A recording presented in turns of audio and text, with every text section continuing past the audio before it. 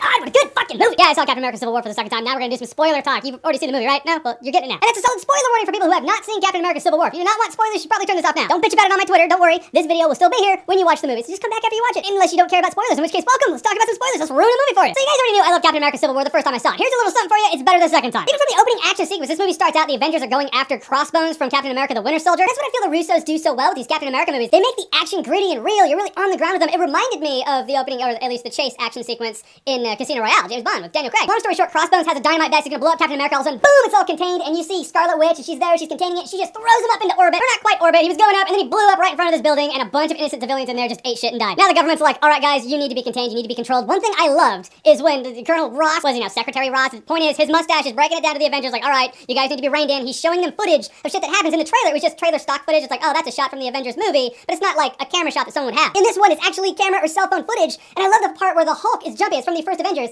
and the Hulk jumps onto a building, and all this debris falls on whoever was recording that. That person probably died. It goes along with the theme of this movie is we're all rooting like, oh yeah, Avengers, yeah, you're kicking ass. But in the end, like even something like the Hulk going through and jumping on buildings, something that got us all jacked up, is like there are casualties of that. People died because the Hulk was jumping on the building, so we were all rooting for people to die, kind of. Really brings it on course for you. We're like, maybe they should be controlled. Maybe I was jumping ahead on this. I saw one of the gripes about this movie. People were like, Hawkeye didn't really give a reason that he's joining the fight. He was just there for the sake of him being there. Although, it's not even said in the movie, but the way I see it, he's the one who told little Maximoff, little Scarlet Witch, to go out there. If you go out there, you are an Avenger. He gave her the pep talk in Age of Ultron. She went out there. Now she's an Avenger, and she's the one who sent Crossbones up there when he blew up, and so she feels responsible for everyone dying in that building. Hawkeye probably feels responsible for those people dying in that building because he's the one who gave her the pep talk that made her an Avenger. That's the way I see it anyway. Maybe I'm just looking for a reason. Who knows? But really, when they're deliberating, Tony Stark's like, we need to be put in check. Shit like this is happening. We are hurting people. Captain America's like, governments are run by people with agendas, and those agendas change. What if there's a place that they send us that we don't want to go? What if there's a place we should go that they don't send us? I feel like Donatello from Teenage Mutant Ninja Turtles 2, like The Secret of the Ooze. I'm like, he's right. He's right.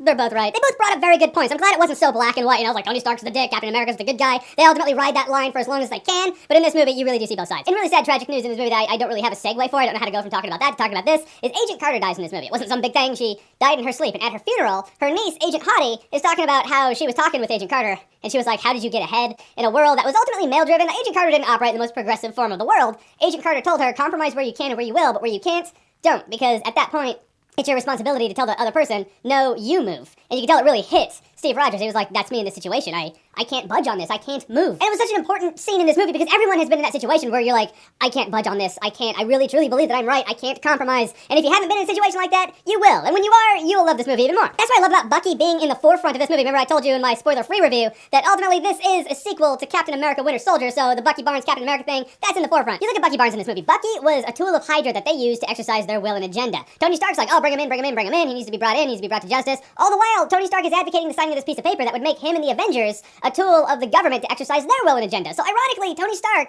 is saying that the Avengers should be like what Bucky was like. It's a very ironic wheel of circular reasoning that you're on when you're watching this movie. Just give the movie a lot more flavor. And you really feel for Bucky in this movie. Bucky is a victim in all of this. Ultimately, his brain was scrambled and he was brainwashed to do something that he wouldn't have done otherwise. Bucky Barnes and Jessica Jones are the tragic characters among the Marvel Cinematic Universe. Both ultimately had their minds controlled by someone else, in Bucky's case, a collection of other people that just use them as a smoking gun pretty much. They are a weapon for their will. And I love how Marvel's tackling the fact it's like, no, that messes a person up. So shit. See so many other movies out there, it's like, oh, mind control, and they snap out of it, they're like, yeah, I'm fine. Not in the Marvel world, man, no, you're messed up for quite a while. And among everything this movie has in it, there are a lot of trails leading to places in this movie. I mean, it's a web. It's a tangled web we weave in Civil War. This movie's also a Black Panther origin movie. This is where we see the beginning of Black Panther. Or at least his introduction to the Marvel Cinematic Universe, but this dude is not messing around. This guy is out to kill Bucky Barnes. He's talking with Black Widow. Black Widow's like, we'll find the person who murdered your father, and he's like, don't worry, I'll kill him myself. He's the king of Wakanda. He's their leader. You imagine if Barack Obama was like, don't worry about it, I will kill him myself. He'd be like, oh shit, he's not messing around. Drone strike. It's like, oh, that's not the same. But at a point in this movie, the greatest superhero throwdown in a movie ever happened. I was so entertained in this throwdown that was at the airport where it's pretty much lines divided and now everyone's gonna fight. I mean, everyone's fighting everyone. Everyone had a solid moment to shine. At least one moment in this movie. I mean, I was dying laughing at Ant-Man, and Ant-Man's like, I'm gonna try something. I was like, what's he gonna try? Then he turned big and he grabs Rhodey. He's like, oh,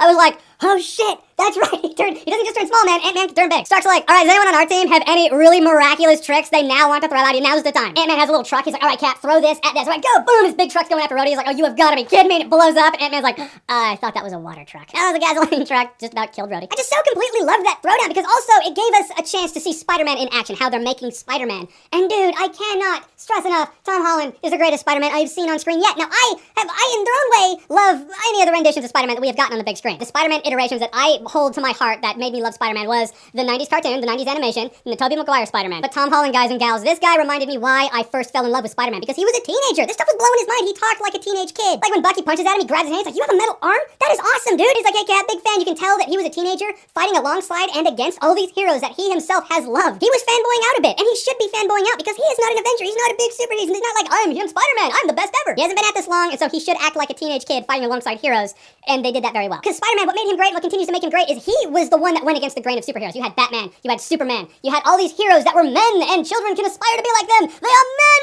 and you can be them too as long as you eat your green vegetables. So, you know, the nerdy kid would read that, like, oh, I want to be like that. Spider-Man was the one that came along and was like, hey, no, nerdy kid, you too can be a hero, because that nerdy kid is Spider-Man. Totally went against the grain. It was great back then, it's great now, and it's celebrated in this movie. I hope it continues to be celebrated as Tom Holland continues to be Spider-Man. I believe it will be. I will say that Scarlet Witch, she is OP as fuck. Seriously, how many times in that huge superhero battle did she save someone's ass? She like blocks someone's foot and throws them, or blocks someone else, and like, I mean, these kill shots she is avoiding because she's moving people with her mind. But let's be honest, man, her big moment was when she goes up against Vision, and she's doing her like abracadabra shit, and Vision's like, she shuts down the crystal in his head, and he's like, don't do this, and she just like Hadokens him through about 38 floors of building. I was like, okay, yeah, that's the badass I always heard about. Yeah, it was great in Age of Ultron seeing her rip Ultron drones in half, but this was just a bit more impressive. Definitely kicked ass in this movie. She's one of my favorite characters in this movie. But then tragedy strikes the team when Rhodey, like Vision, is cradling Maximoff because, you know, he wants to hit that. Then he shoots his gem at Falcon, and then Falcon dodges it, and it smacks Rhodey in the chest. This dude free falls. Like a War Machine just free falls and splats on the ground. He's paralyzed now. That sucks because I like Rhodey, but I do like the fact that ultimately I feel like they're gonna be like, all right, Rhodey's gonna be in a wheelchair, but the War Machine suit's gonna make him walk. So he's pretty much gonna be like that Mantis series. Hey, you guys remember that? No? Well, I do, so there. But the big holy shit moment in this entire thing of everything that I've explained and talked about was the scene where Captain America and Bucky are in Fortress of Evil looking for the other Winter Soldiers that are ultimately irrelevant and useless. And they're there, and then Tony Stark comes as Iron Man. He's like, hey, don't worry, I'm on your side. And then Daniel Bruhl's character, I'm gonna say this here. In my first review, I was like, hey, ultimately I feel like he was kind of useless and he didn't really contribute much to the plot. I still feel like that overall, but I really did appreciate the tragedy of his character a lot more the second time I saw it. Like I said, a lot happens in this movie. Sometimes you just gotta watch a movie twice in order to really gather everything. Sometimes 3 times, sometimes 4 times. So when he kept like listening on the phone, at first you're like, oh, his wife's calling him, and then you're like, oh no, she's dead, and that's just a message that he keeps listening to. You're like, oh, that sucks ass. So I did appreciate him a lot more the second time I saw the movie, and I really like the actor, so there that is. But it really comes to a head right when he turns on this computer screen and you see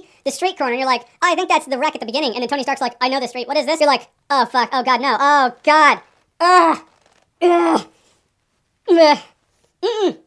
no, not this. Yep, Bucky Barnes killed his parents. Captain America knew about it, kept it from Tony Stark. Tony's pissed. He is going after Bucky with a vengeance. He wants blood. And I completely, at this point, I was like, I get it. But I also get Captain America trying to save his friend. It's like this, guys. Tony Stark he never really reconciled with his dad. He had regrets about it. I mean, this is established through all the movies. He was never close to his father, but you can tell after his death, he wanted to reconcile, but never got that chance. And up till now, he wrote it off as happen chance. He's like, well, they died and shit happens, but I move on. You know, he repressed it. He repressed his emotions. He says in this movie, he's like, yeah, I repressed it and I didn't want to deal with it. He deflects. It's very deep down inside, but you know, shit happens. But now, Bucky Barnes killed his parents. All that rage now comes to a head, and now he has someone to blame. He's like, no, you're the one who did it. You're the reason I never got to reconcile. You are the reason for any misery that I've carried for all these years. I'm going to kill him. Yeah, you have those issues, and then you watch a video of someone smashing your dad's face in and choking your mom, and you go ahead and try to say, like, yeah, I would have let him live. No, you'd probably try to kill the dude too. However, on Captain America's side, he's like, he was a victim. He didn't do it. He was made to murder your parents. He remembers, and he carries that guilt with him. Do not blame Bucky for what Hydra did. Hydra killed your parents. That's their fault. Then you look at Steve Rogers, and you think to yourself, all right, think of your best friend.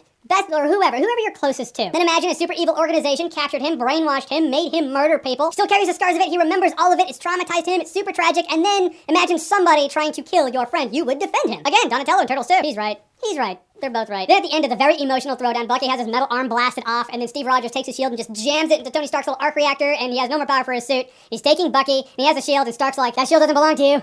You don't deserve it. My father made that shield. And you're like, oh gosh, that's a really good point. You even see Captain America's like, all right, he just drops the shield. He's like, I can't say he's wrong about that. The post-credit scene was right. There were 2 post-credits, one mid-credit scene and then a post-credit scene. Mid-credit scene was Bucky goes back under the ice because he's like, I can't trust my own brain. I mean, obviously there are a sequence of words that were used in this movie that made me snap, and you know, folks got messed up. So he goes back under the ice, and you know he's gonna come back for Infinity War, hopefully. Then the second one was Spider-Man. You know, Peter Parker's in his room. He's got a black eye, and super hot Aunt May is patching his eye up, and then she leaves, and his web slinger has a projection that comes out of it. It looks up, it's the Spider-Man symbol, like you know the flashlight you had when you were a kid. Yeah, that's shining on the ceiling. Then it says Spider-Man will return, which I found interesting because we knew Spider-Man was going to be in his own movies by Sony, but it's like, wait, do you mean like he's returning in his own set of movies? Or do you mean he's going to return in the Marvel Cinematic Universe? Those are 2 completely different things. I want to know. I mean, I suppose now that the integration has happened between Sony Spider-Man and the Marvel Cinematic Universe, by implication, you would think Spider-Man would come back when there's a super evil, destructive demigod about to wreck your world's shit. Yeah, I imagine Spider-Man would come back now that he is a part of that world. One thing I thought of though, the Infinity Stones, if he gets all of them, Vision is gonna die. He's gonna rip that thing out of his head. Vision's toast. I didn't think about that. That sucks. Now, which team am I on? I am on a team. If I had to choose a team, I had a gun to my head, I can choose one. I got my team. It's really funny. At the end of my spoiler-free review, instead of punching the camera, I had the Iron Man glove. People were like, oh, that's clearly what team he's on.